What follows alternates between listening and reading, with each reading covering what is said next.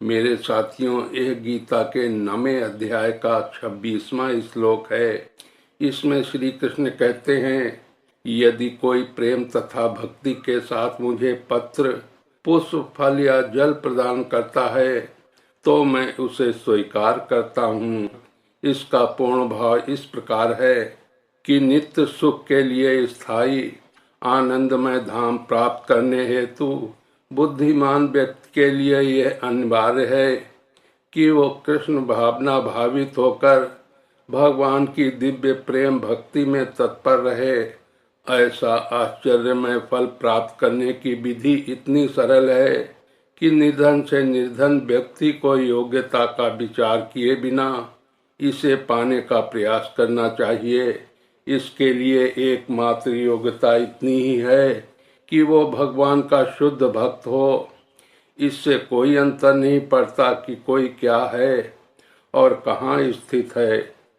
ये विधि इतनी सरल है कि यदि प्रेम पूर्वक एक पत्ती, थोड़ा सा जल या फल ही भगवान को अर्पित किया जाता है तो भगवान उसे सहर्ष स्वीकार करते हैं।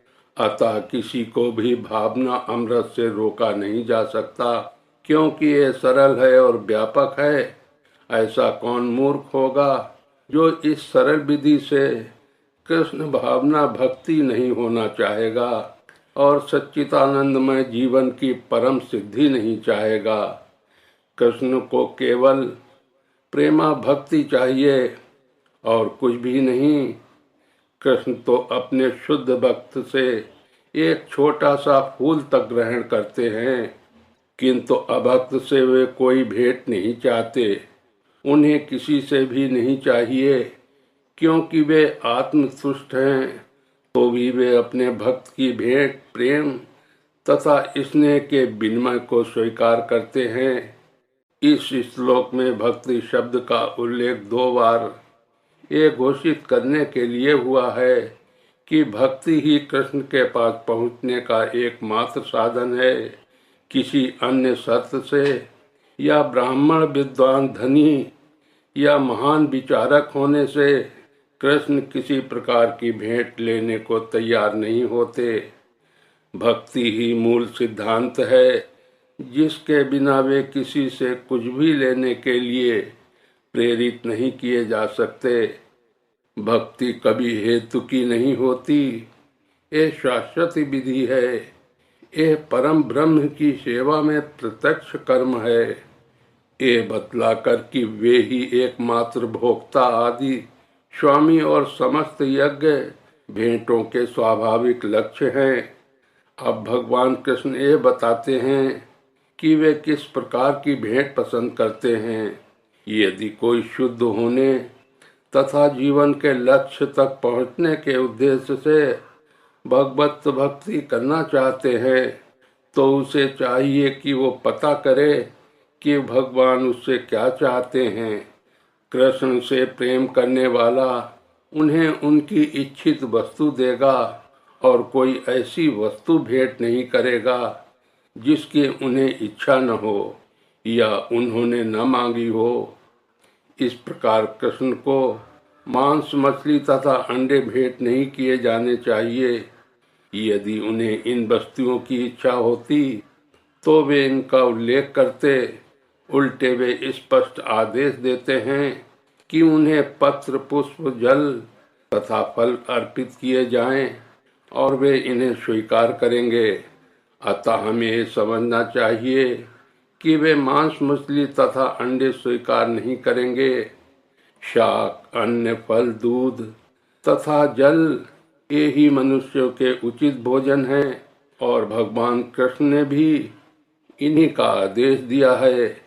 इनके अतिरिक्त हम जो भी खाते हों वो उन्हें अर्पित नहीं किया जा सकता, क्योंकि वे उसे ग्रहण नहीं करेंगे। यदि हम ऐसा भोजन उन्हें अर्पित करेंगे तो हम प्रेमा भक्ति नहीं कर सकेंगे। 3 अध्याय के 13वें श्लोक में श्री कृष्ण बताते हैं कि यज्ञ का उच्छिष्ट ही शुद्ध होता है। अतः जो लोग जीवन में प्रगति तथा भव बंधन से मुक्त होने के इच्छुक हैं उन्हें इसी को खाना चाहिए। उसी श्लोक में वे ये भी बताते हैं कि जो लोग अपने भोजन को अर्पित नहीं करते वे पाप भक्षण करते हैं। दूसरे शब्दों में उनका प्रत्येक कौर इस संसार की जटिलताओं में उन्हें बांधने वाला है। अच्छा सरल शाकाहारी भोजन बनाकर उसे भगवान कृष्ण के चित्र या अर्चा विग्रह के समक्ष अर्पित करके तथा नतमस्तक होकर इस तुच्छ भेंट को स्वीकार करने की प्रार्थना करने से मनुष्य अपने जीवन में निरंतर प्रगति करता है। उसका शरीर शुद्ध होता है और मस्तिष्क के श्रेष्ठ तंतु उत्पन्न होते हैं, जिससे शुद्ध चिंतन हो पाता है। सबसे बड़ी बात तो ये है कि ये समर्पण अत्यंत प्रेम पूर्वक करना चाहिए। कृष्ण को किसी तरह के भोजन की आवश्यकता नहीं रहती, क्योंकि उनके पास सब कुछ है। किंतु यदि कोई उन्हें इस प्रकार प्रसन्न करना चाहता है तो वे इस भेंट को स्वीकार करते हैं। भोजन बनाने, सेवा करने तथा भेंट करने में जो सबसे मुख्य बात रहती है वो है कृष्ण के प्रेम बस कर्म करना।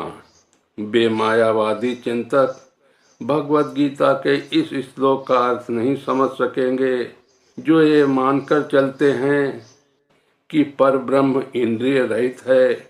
उनके लिए ये या तो रूपक है या भगवत गीता के उद्देश्य कृष्ण के मानवीय चरित्र का प्रमाण है।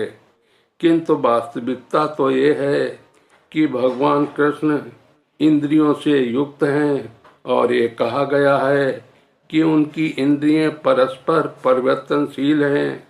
दूसरे शब्दों में एक इंद्रिय दूसरी इंद्रियों का कार्य कर सकती है। कृष्ण को परम ब्रह्म कहने का अंश यही है। इंद्रिय रहित होने पर उन्हें समस्त ऐश्वर्यों से युक्त नहीं माना जा सकता। 7वें अध्याय में कृष्ण ने बताया है कि वे प्रकृति के गर्भ में जीवों को स्थापित करते हैं। इसे वे प्रकृति पर दृष्टिपात करके करते हैं।